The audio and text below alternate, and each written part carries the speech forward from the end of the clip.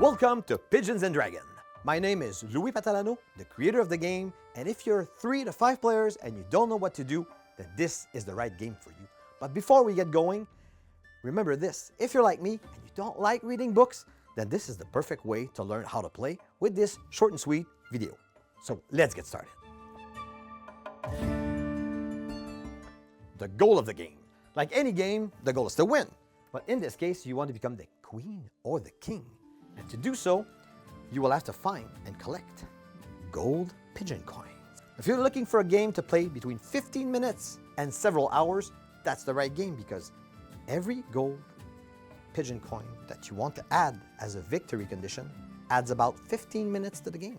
And you can play up to 6 coins or a super long game with friends. The game setup. First, you need a table. If you don't have a table, well, you can always play on the floor.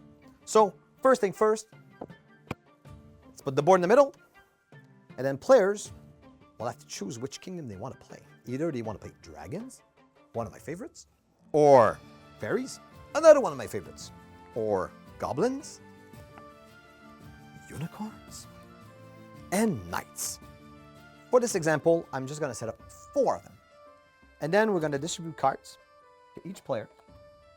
The person who thinks they're going to lose is going to be the first player to play.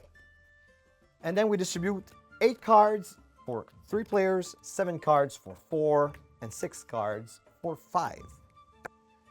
Every player will now look at their hands and then set them by color or kingdom if you prefer.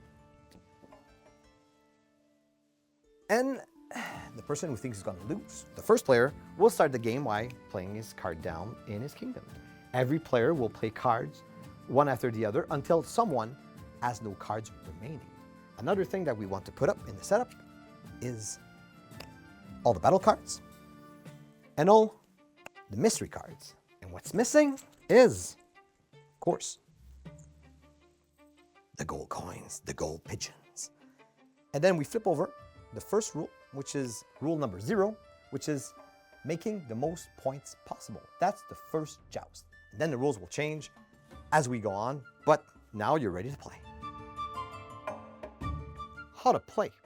So, from your hand, the starting player plays this card, and then clockwise, every player will choose whichever card they want from their hand, not the one necessarily on top. And then, once we run out of cards, it's gonna signal the end of the joust. So basically, let's say I'm out of cards. So that means if I have to play and I have no more cards, it's the end of the joust. And since the goal of the first round is to make the most points, then we start to add up our points, like 6 plus 1, 7. But the important rule here is the matching colors. If you've seen that +2 here, it means every red or dragon symbol gets +2. So this is a 5 +2. Another example here is that fairy, which is 12. Remember that. And then we're calculating whoever has the most points. In this case, our fairy is the big winner with 18 points, has the honor of taking a gold pigeon.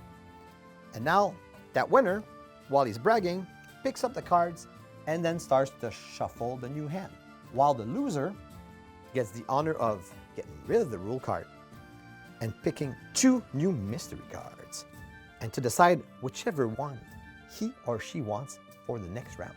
Also, that person will become the first player of the new joust. Battle cards. So when you're playing, there are 5 important rules, which are the abilities of every kingdom. So whenever you put a card down, independent of your kingdom, they will always have a special effect. So let's get started. Red cards, or the dragon symbol with the eye if you prefer. If you have a color dysfunction, well, that's why I also added symbols. So if you can't see the red or the green or the blue, it doesn't matter. So if I play a dragon, I place it in my kingdom, and I destroy another card in play. So in this case, I'm going to get rid of that 10-point unicorn. Then I'm going to play a unicorn, let's say. They have a little rainbow here and an unknown card.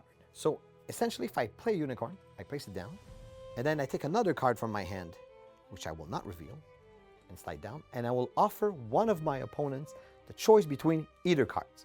So if they take the unknown card, they place it in their kingdom, while I will keep the card that was not chosen. This card will never be revealed up until the end of the joust. So I'm the one who knows if it's worth it or not. Or if you decided, for example, to take the unicorn, I would simply keep that mystery card, well, unknown card, face down. Fairies. So if I play a fairy, I get to choose one of my cards, whichever one I want. It could be even that one we don't know. So let's do that. I'm going to take that unknown card, give it to a player, and then steal in exchange one of their own cards. Knights, we've got two symbols.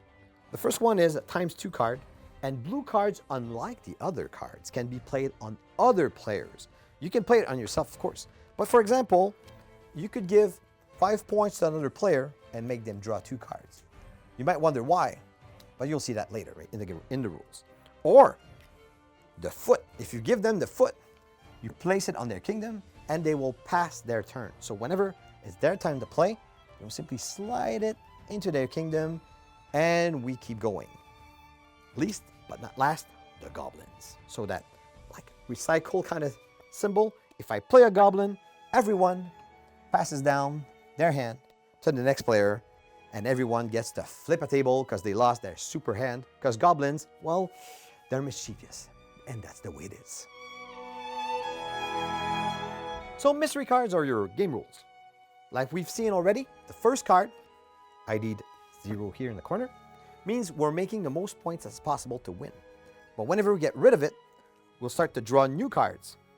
And that means new ways to play. For example, pigeons. Pigeons give you the ability to choose any of the 17 rules in the game, or to simply invent one. It could be like, sound like a pigeon every time you play a card. Or the clover here. So instead of playing with points, we're playing with the visuals of the cards. So every card is unique, every drawing is unique, and in this case, we have to look for clovers. They're hidden in the cards. In this case, I'll show you one here. We have a little clover here. So when you play your cards, you don't have to tell your opponents there's a clover on it. They have to look for them. It's like a hide and seek kind of thing throughout the games, the cards. Also, there are some rules like making the least number of points. So basically, you're going to be using your dragons to destroy your own cards, getting rid of your big cards, giving them to other players and stuff like that. So there are 17 ways to play, which are all different. I'm not going to go through all of them right now. But if the images are not clear, you can simply take the instruction book and flip it over. And behind is the 17 rules of how to play Pigeons and Dragons. The end of the game. So essentially, whenever one player has accumulated as many gold pigeons as we decided at the start of the game, they can declare themselves king or queen, but not any kind of king or queen. They're going to declare themselves king or queen of the pigeons.